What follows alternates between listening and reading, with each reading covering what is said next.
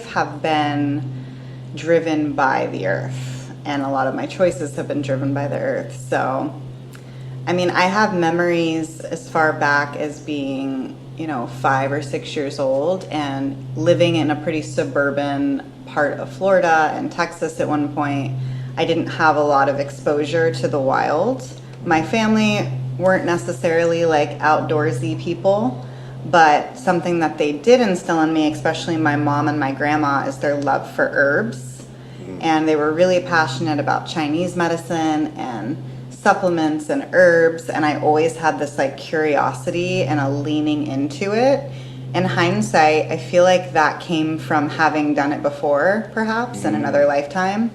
But there was such a like remembrance for me with the plants, a feeling like, oh yeah, I know this plant. I know what it does, like from a really young age. So when I turned 18, all I knew was that the structure and institution of college was not working for me. I had this like strong desire to work with plants, and the only option for majoring that had anything to do with plants was organic chemistry. So that wasn't really in alignment for me. I didn't want to be a chemist. I wanted to be like a botanist and work with plants. So a friend of mine at the time told me that her aunt had a farm in California and that we could go stay with her. So when I turned 18, I got a one-way ticket to San Francisco from Florida. I showed up to San Francisco in July, and it was like 45 degrees in July, and I had flip-flops and a skirt Classic on. San Francisco summer.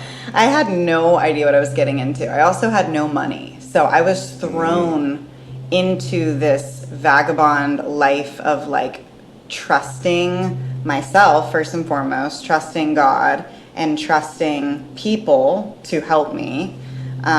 There was times where I was literally dumpster diving for food, hitchhiking, sleeping outside, and I was in that for a few weeks when I first landed.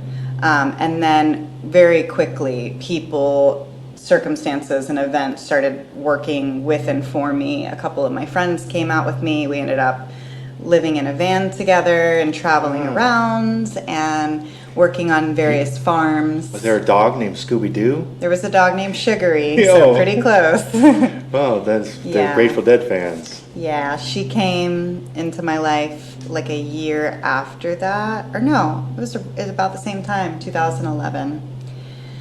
So yeah, I was just totally initiated and immersed into the ways of nature. I landed in the Redwood Forest up in Northern California, worked on various farms. I did woofing, which is like worldwide organizations on organic farming, and farmed all over Utah, Colorado, California, and met so many incredible elders that were herbalists and midwives and healers of various types. And when I met them, I feel like for the first time in my life, I was seeing elders that like had the codes that I wanted. Like, of course, growing up with my family, they're amazing and they're beautiful and have their own wisdom. And to meet these people that were like living with and for the earth and practicing these modalities, it really spoke to me in a deep way. So that's when I decided that I was going to be an herbalist and started working with plants and just making like lip balms and little potions. And to this day, I still work with plants and make potions. And yet that's not my only healing modality, but it's something that will always be really valuable in my life and that I integrate